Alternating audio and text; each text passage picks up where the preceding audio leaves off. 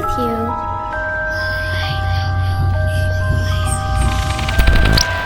You're not afraid of the dark, are you?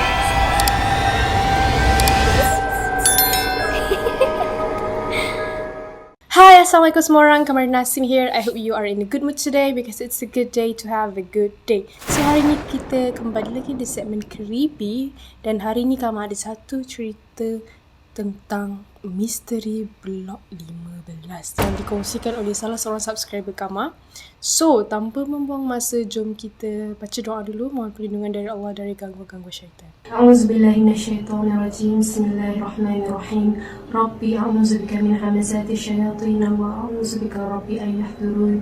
Wahai Tuhanku, aku berlindung kepadamu daripada bisikan-bisikan syaitan dan aku berlindung juga kepadamu, wahai Tuhanku, daripada kedatangan mereka kepadaku. Amin ya rabbal alamin.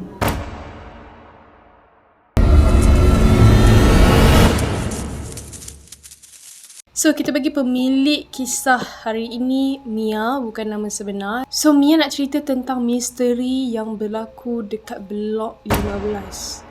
So, blok apakah itu? Kita akan rungkaikan sebentar saja lagi. Wait, lighting tak memberi kerjasama. So, kisah ni berlaku pada Mia sendiri dan 4 orang rakan dia lain dan benda ni memang kali pertama lah bagi mereka semua. So, masa ni diorang berlima baru je habis SPM. Keputusan SPM pun baru je keluar, guys. Dan diorang terus dapat tawaran dari satu college community ni. Mia pun terima sebab bidang yang ditawarkan tu memang bidang yang Mia minat sangat. Okay, so asal diorang berlima ni kawan, diorang bukanlah datang daripada sekolah yang sama. Diorang kan ada 5 orang kan. Lisa dengan Ain ni datang daripada sekolah yang sama. Mia dengan Nora datang daripada sekolah yang sama. Dan seorang lagi ni Lia daripada sekolah yang jauh daripada diorang. So, diorang semua ni mula berkawan daripada grup college yang dah diatur oleh lecturer dekat situ. So, daripada situlah diorang berkawan. And dari situ jugalah diorang berlima ni buat keputusan untuk stay dekat asrama bersama-sama. So, diorang yang nak duduk dekat asrama tu, ataupun kita panggil college, diorang diminta untuk balik ke asrama pada 30 Oktober 2021. So, kalau diikutkan, diorang masih belum dibenarkan untuk balik sebab masa tu masih lagi COVID tau. Heboh lagi lah pasal COVID time tu. Tapi disebabkan masalah line yang teruk, memang tak dapat nak elakkan, diorang terpaksa juga balik asrama. Jadi mereka berlima ni sama-sama datang daripada kawasan pedalaman. And masa ni diorang memang masih lagi belajar online. Jadi pagi tu diorang berlima datang ke office college dan berkumpul dekat situ. So, setelah semua selesai, diorang pun diarahkan untuk pergi ke Blok 15 bersama dengan guard college tu. So, selangkah je kaki diorang melangkah masuk kat dalam pintu gate tu, terus terasa macam aura tu tau. Rasa seram sejuk. Dan guide tu kata Blok 15 ni buat masa sekarang tak ada orang langsung, hanya kamu berlima saja. So, diorang pun dah pandang each other dan masa tu diorang ditempatkan dekat tingkat 3. And Blok 15 ni semua ada 4 tingkat tau. Dalam satu bilik ada 4 pintu. Satu pintu utama which is depan sekali. Pintu kedua adalah bilik Mia dan Lia. Pintu ketiga dia macam bilik dia macam panjang dan agak kecil daripada bilik Mia dengan Lia tadi tu. Dan pintu yang keempat tu tak ada orang. Pintu yang tak ada orang tu dia terkunci tau. Terkunci dengan mangga yang banyak. Ada banyak mangga. Tapi waktu first time diorang datang tu diorang abaikan je pintu tu. Masa minggu pertama semua okey je, tak ada apa-apa yang terjadi. Tapi masuk saja minggu yang kedua berada dekat Blok 15 tu, diorang ni dah mula diganggu. Ada satu petang tu vibe seram tu tiba-tiba, maafkan saya, vibe seram tu tiba-tiba datang tau. Macam angin tiba-tiba rasa sejuk. And time ni diorang semua tengah memasak dekat dapur. Tapi disebabkan petang-petang tu masing-masing tiba-tiba rasa seram, niat nak makan tu punah. Masing-masing semua masuk dalam bilik masing-masing. Keadaan time tu tiba-tiba jadi sangatlah sunyi dan tiba-tiba ada satu bunyi dentuman yang sangat kuat terdengar datang daripada atas. Semua terkejut, diorang berlima terkejut dan menjerit. So, Ain, Lisa dengan Nora cepat cepat-cepat bergegas ke bilik Mia dengan Lia. Tapi tak ada apa-apa yang berlaku. Diorang just dengar bunyi dentuman tu je. So, diorang decide untuk makan berlima. So, makanlah sama-sama kan. Makan punya makan. Sekali dengar lagi sekali bunyi dentuman tu. Bunyi tu sangat kuat sampai membuatkan diorang ni menjerit dan terus berhenti makan. So, time tu semua duduk dah dalam keadaan berhimpit-himpit kan. Bunyi tu berterusan dengar. Selepas bunyi dentuman tu, macam-macam bunyi pelik lagi yang diorang dengar. Antaranya bunyi rantai diseret, bunyi pintu macam main-main, tutup buka, bunyi barang jatuh dan bunyi katil ditarik. Sedangkan dekat blok 15 ni hanya diorang berlima saja yang ada tau. Yang menghuni dekat situ sebab guide tu sendiri yang bagi tahu. Sampai dah larut malam, diorang ni tidur sama-sama. Diorang decide tidur sama-sama sebab takut kan. So keesokan harinya, Mia ni antara yang paling awal bangun. And dia terus mandi tau. Time tu pukul 6 pagi. So keluar je dia daripada bilik, dia terus teringat pasal malam tadi. Terus meremang belum remang. So Mia buat dek je, jalan biasa pergi kat toilet. Tiba-tiba sampai je tepat dekat tengah-tengah pintu utama tu, dia terdengar bunyi tapak kaki orang tengah turun tangga. Tapi 4 kali. Macam turun tangga 4. 1, 2, 3, 4. And then hilang. Dan disebabkan Mia ni tak nak takutkan orang lain, dia cubalah fikir positif kan. Dia abaikan dan terus mandi je. Bunyi tapak kaki tu hanya Mia je yang selalu dengar. Dan kawan-kawan dia yang lain tak pernah dengar pun. And Mia syak mungkin sebab bunyi itu hanya kedengaran pukul 6 pagi dan disebabkan kawan-kawan dia mostly bangun lambat. Dan masuk malam ketiga, waktu tu pukul 9 malam, masa tu diorang tengah makan sama-sama tau. And sekali lagi bunyi tu keluar. Semua orang terkejut, semua orang takut. Disebabkan takut sangat, Lisa pun call lah cousin dia, senior dekat college tu jugalah. So terus bagi tahulah apa yang diorang berlima ni alami dekat blok 15 ni. And Lisa tu tanya dekat cousin tu, akak ada dengar tak bunyi bising yang datang dari blok kami? Blok 15. Lepas tu akak tu jawab, tak ada pula. Lagipun akak dengan kawan-kawan tengah lepak kat beranda luar ni. Tak ada pula dengar bunyi.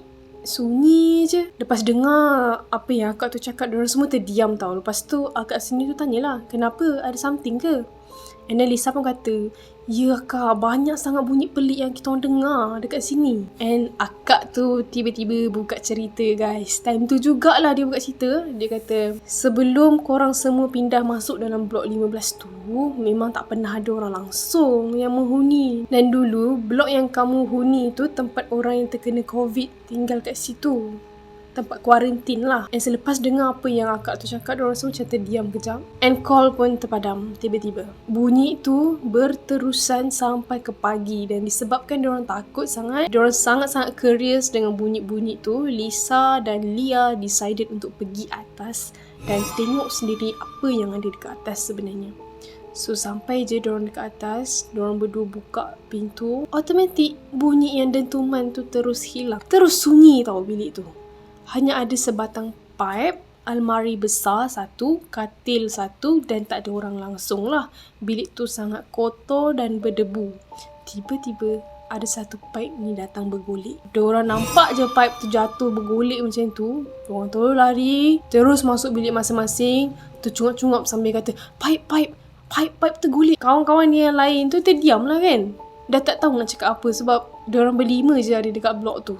So semua pun baliklah ke bilik masing-masing. Mia dengan Lia baring dekat lantai sebab kalau dekat katil diorang tu selalu panas. Lepas tu Lia pun pergi ke dapur sebab nak masak yang lapar katanya. Jadi tinggallah Mia seorang dalam bilik sambil baring dekat lantai main telefon. Tiba-tiba Mia terdengar bunyi dentuman daripada bawah tau. Sangat kuat, sangat terasa dekat bahagian belakang tu. And then dia terkejut. Lepas tu dia terus lari keluar pergi kat dapur nak bagi tahu dekat Lia lah kan apa yang dia dengar tu. Lepas tu Lia pun pergilah tengok.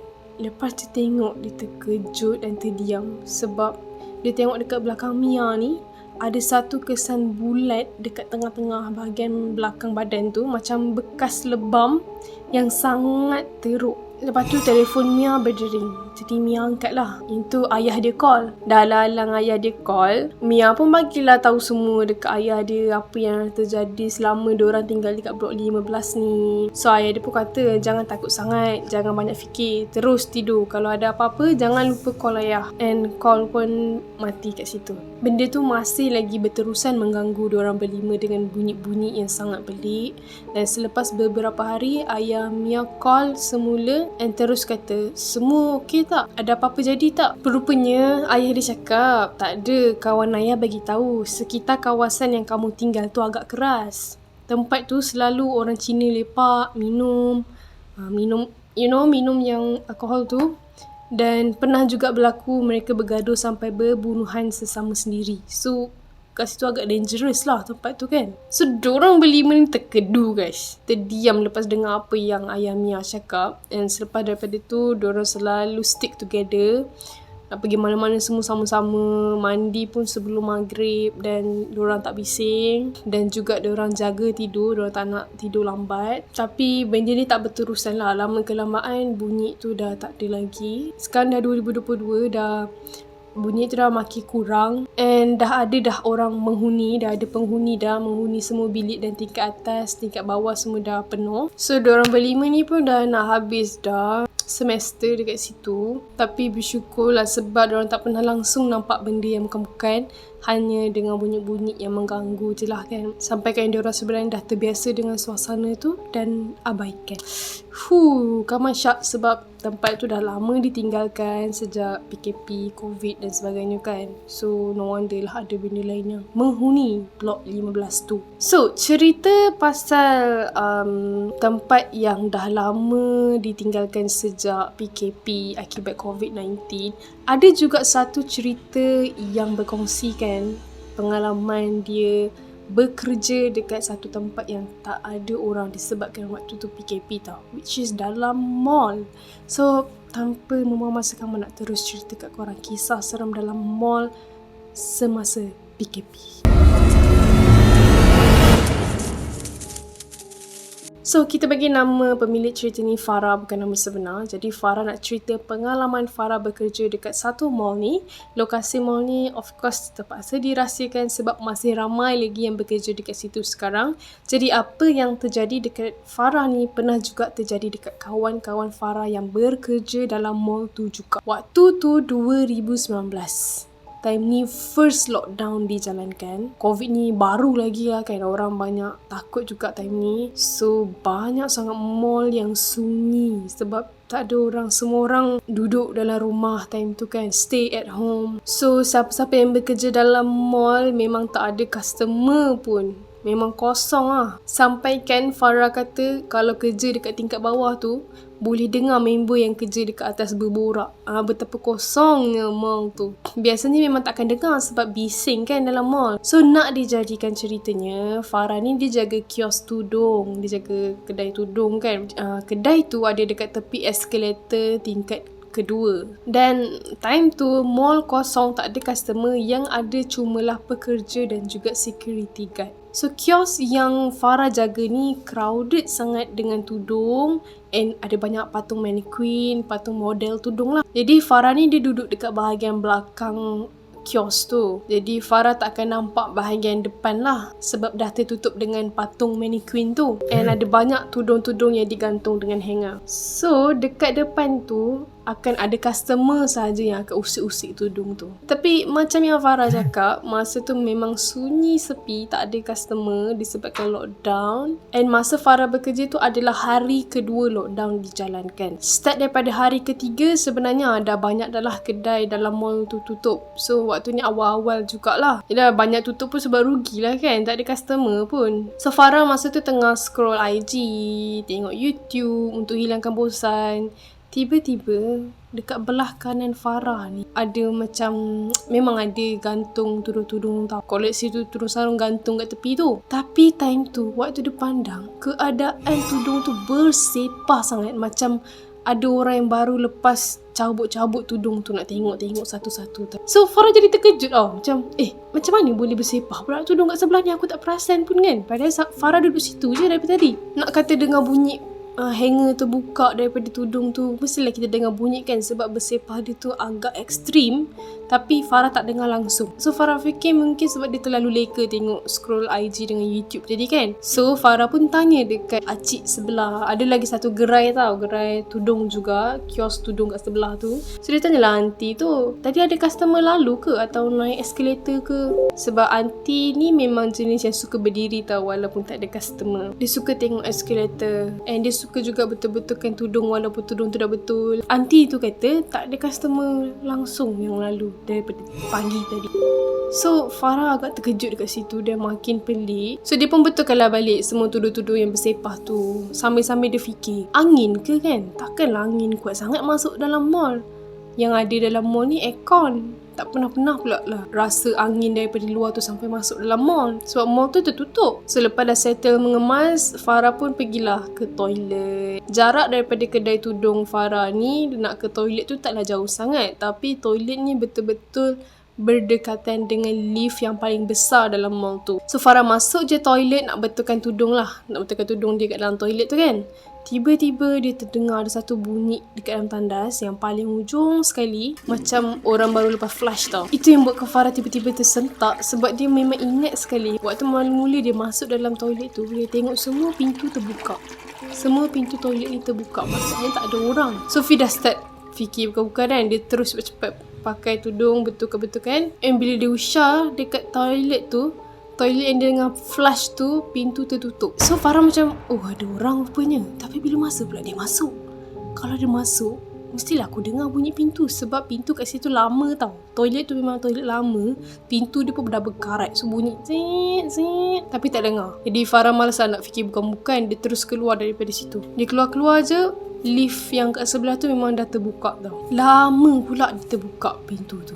So Farah macam dah risau lift ni rosak ke apa kan. Sepanjang dia kerja dekat situ, tak pernah pula ada masalah dengan lift ni. Sebab diorang pekerja memang selalu guna lift tu untuk naik ke tingkat atas. Sebab diorang kan datang awal kan pekerja. Jadi lift tu boleh dikira lift pekerja jugalah. So Farah ni cuba snuzon, mungkin masa lift tu terbuka ada orang yang baru keluar kot daripada lift tu. Tapi yang peliknya hanya Farah seorang je ada dekat situ, dekat jalan lorong tu. Mustahil untuk orang hilang secepat. So Farah buat duit je. Farah pun jalan lah sikit saja nak tegur akak yang kerja dekat kedai butik tu kan. Sebab pekerja dekat situ memang suka duduk dekat depan pintu butik tu untuk jahit sulam manik. So Farah tanyalah, ada ke orang lalu dekat sini? Lepas tu dia kata tak ada lagi dek, tak ada customer pun hari ni. Jadi lagilah Farah ni rasa pelik kan. So Farah pun pergilah balik kat kios tudung dia. Bila dah duduk, ada seorang pekerja daripada kedai tudung tingkat 3, dia turun tau.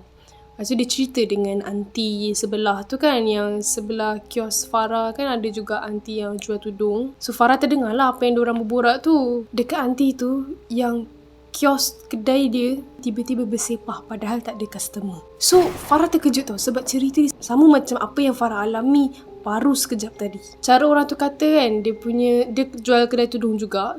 Tudung-tudung dia semua bersepah macam baru lepas orang usik tau. Macam cuba-cuba pakai. Tapi apa yang lagi menyeramkan, dekat atas kedai makcik tu, dekat atas tau, kat atas tu lagi sunyi tau daripada bawah. Selalunya tingkat 3 ni pasal lagu, tapi disebabkan tak ada orang, tak ada customer, tak adalah lagu dipasangkan. So memang sunyi gila-gila. Dan apa yang lagi seram, aunty ni cerita kan, time tu dia kat tingkat atas, tingkat 3. Lepas tu kan sunyi kan, tiba-tiba ada orang bercakap dengan dia, akak ni berapa? So akak ni nak jawab lah, yang mana ya? Bila dia turunkan handphone nak cakap dengan customer tu, customer gone.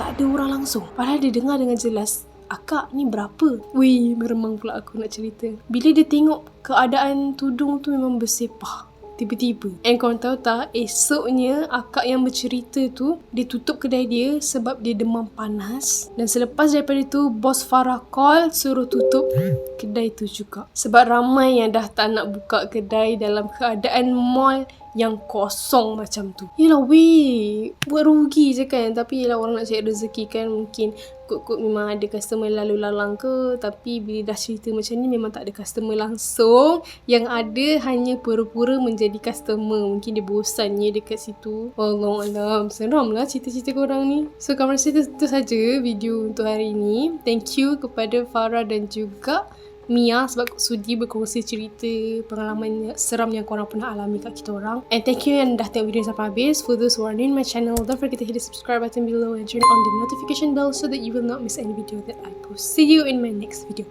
Bye bye.